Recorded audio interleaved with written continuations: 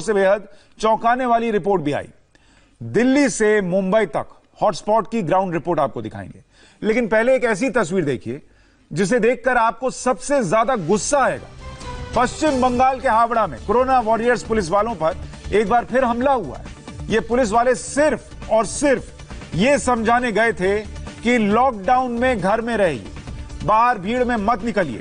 इसके बाद police team पर पत्थरबाजी हो गई। रैपिड एक्शन फोर्स की महिला जवानों पर पत्थर फेंके गए। इस हमले के 12 घंटे बाद अब जाकर पुलिस एक्शन में आई है।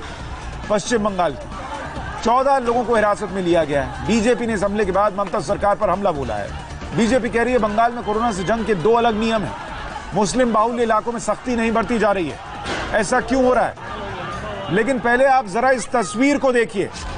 इस तस्वीर को देखकर हर वो व्यक्ति जो लॉकडाउन का पालन कर रहा है, चाहता है कि देश कोरोना से जंग जीते, उसको गुस्सा आना लाजमी है। ये जो आपको ब्लू वर्दी में लोग दिख रहे हैं, रैपिड एक्शन फोर्स के लोग, उनको ये भीड़ दौड़ा रही है। आप इस बात को समझिए कि रैपिड एक्शन फोर्स के लोग होते ही ऐसी भीड़ से निपटने के लिए, लेकिन कैसे हालात बन गए होंगे कि उन लोगों को वहां से भागना पड़ रहा है।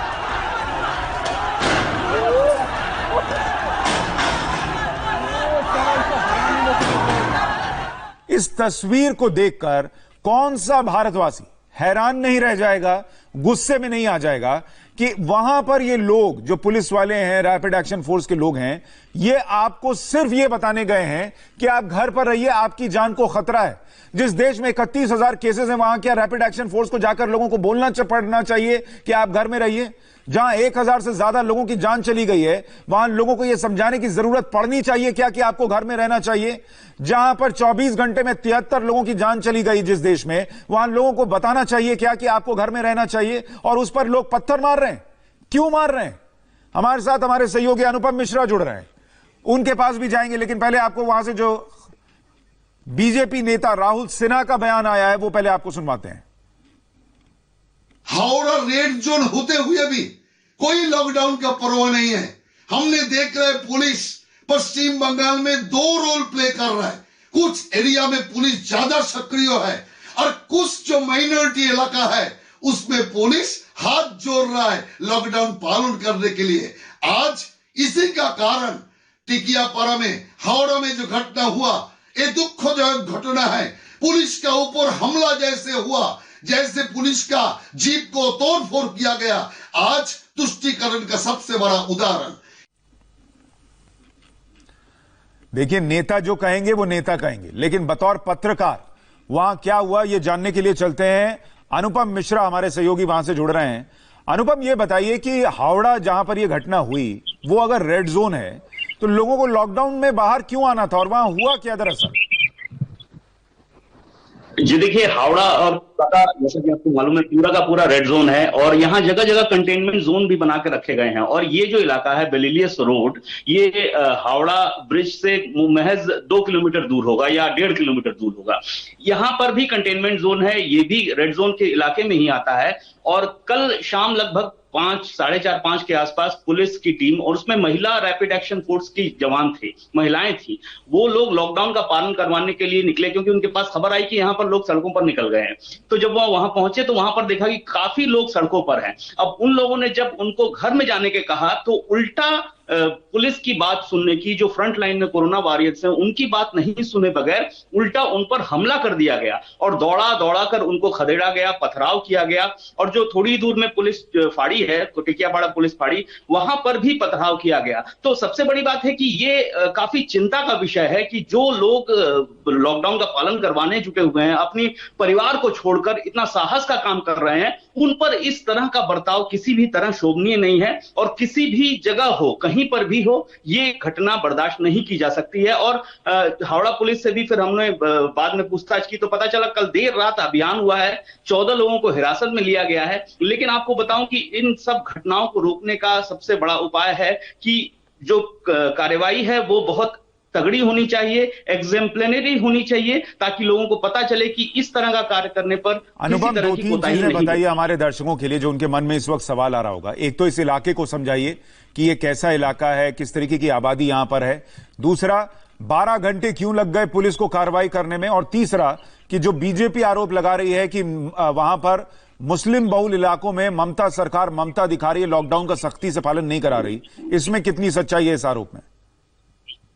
जी देखिए, बेलिलियस रोड जो है ये माइनॉरिटी इलाका है, काफी घना इलाका है, बहुत ज्यादा लोगों की आबादी यहाँ पर है। और जो बीजेपी का आरोप है वो जो आरोप है कुछ तथ्यों के आधार पर है, क्योंकि इससे पहले भी हमने देखा कि जो माइनॉरिटी इलाके हैं वहां पर लॉकडाउन का पालन ठीक तरीके से नहीं हो रहा था। तो पुलिस ने कई जगह सख्ती की, कई जगह सख्ती करने के बावजूद जो लोग हैं वो नहीं मान रहे हैं, वो सड़कों पर निकल रहे हैं। तो ये घटनाएं लगातार हो रही हैं और इसी घटना का एक उदाहरण भी है ये कि जिस तरह की घटना ये हुई है, क्योंकि लोग यहां पर लॉकडाउन का पालन नहीं कर रहे थे। और पुलिस, कई बार क्या हो रहा है, पुलिस जा रही है, लाठी भी भांजी जा रही है, कुछ लोग मान भी रहे हैं, लेकिन कई इलाके ऐसे हैं जहां पर लोग नहीं मान रहे हैं। और जो पुलिस का काम है वो पुलिस का काम सख्ती से हर इलाके में करना चाहिए, जो हमें देखने को नहीं मिल रहा था खासतौर पर कोलकाता में। तो उसका एक उदाहरण ये हो सकता है जो बीजेपी ने आरोप लगाया है कि इसी वजह से शायद ये हुआ हो। लेकिन इस जगह का बेलिलियस रोड में मैं आपको बता दूं कि इस जगह में इससे पहले पुलिस ने सख्ती दिखाने की कोशिश की। इसके बगल में भी कई इलाके हैं जहां पे बहुत घनी आबादी है, वहां पर भी पुलिस ने सख्ती दिखाने की कोशिश की। कई बार लोग मान भी रहे हैं, लेकिन बहुत बार ऐसा हो रहा है लोग बिल्कुल भी नहीं मान रहे हैं। और ऐसे में कल जब ये घटना हुई है तब जो पुलिस की संख्या थी वो उसकी संख्या से कहीं ज्यादा ये लोग। अनुभव, मैं आपको थोड़ा माफी के साथ रोक रहा हूं। बीजेपी नेता राहुल सिन्हा हमारे साथ इस वक्त जुड़ रहे हैं। राहुल जी, ये जो स्थिति बनी, आपकी जानकारी क्या है? ये वहां पर क्या हुआ, क्यों भीड़ जो है उसको कंट्रोल नहीं किया जा सका, और ये क्या पश्चिम बंगाल के दूसरे इलाकों में भी हो रहा है? देखिए, ये नया नहीं है, हर जगह में हो रहा है। आप कलकत्ता में देखिए, मेटिया ब्रूज देखिए, राजाबाजार देखिए, जो मूलतः माइनॉरिटी अध्युषित इलाका है उसी जगह पे लॉकडाउन को पूरी इन लोग मान ही नहीं रहा।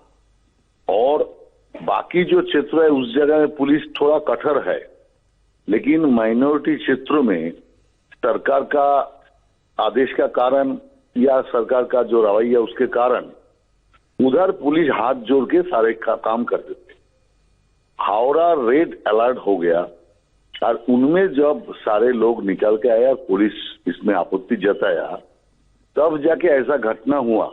आपने देखा जो कॉम्बैट फोर्स था स्टेट का, वो कैसे दौड़ के भाग रहा है और पीछे जनता उसका पीछे पत्थर फेंक रहा है और बाकी चीज फेंक रहा है। एक भी पुलिस कोई काउंटर करने का कोशिश ही नहीं किया।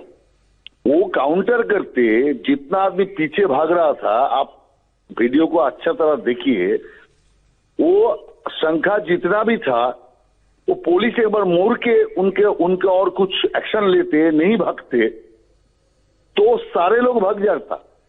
लेकिन पुलिस इसलिए पलायन किया कारण उनका मारने का अधिकार नहीं है, और वो माइनॉरिटी क्षेत्र है, उसमें मारने से वो सरकार का रोष नल में पड़ सकता है। इसी का कारण उन्होंने भागना ही सबसे ज्यादा उचित समझा।